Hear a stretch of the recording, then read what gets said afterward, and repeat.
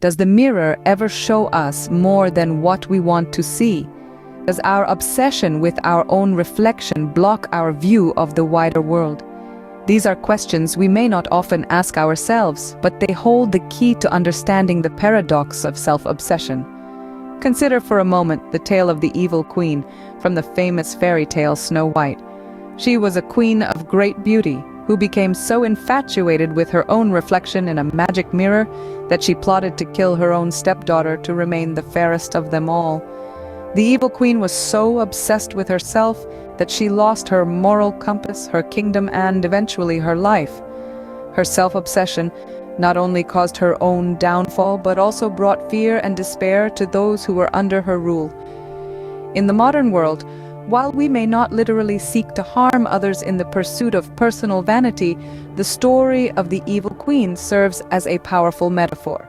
Self-obsession, or the excessive preoccupation with one's own desires, needs, or interests, often comes at the expense of personal growth and the well-being of our surroundings.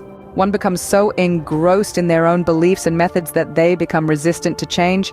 They refuse to acknowledge their own limitations and shortcomings, stunting their personal growth. They believe they have all the answers, and in doing so, they form a barrier against learning and evolving. But the impact of self-obsession does not stop at the individual, it extends to those around them. Their rigid mindset could lead to conflicts in relationships, both personal and professional. Their inability to see beyond their own perspective can create a toxic environment where cooperation and collaboration are almost impossible.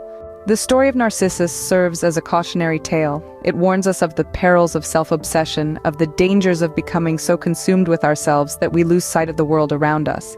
It reminds us that personal growth requires humility, the ability to admit that we do not have all the answers, and the willingness to seek help when needed.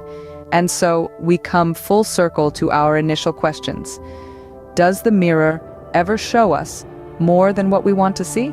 Does our obsession with our own reflection block our view of the wider world? The answers lie in our ability to look beyond the mirror, to see not just our reflections, but the world that lies beyond. In the end, the self-obsessed, like the former Apple CEO Steve Jobs, may think they have all the answers.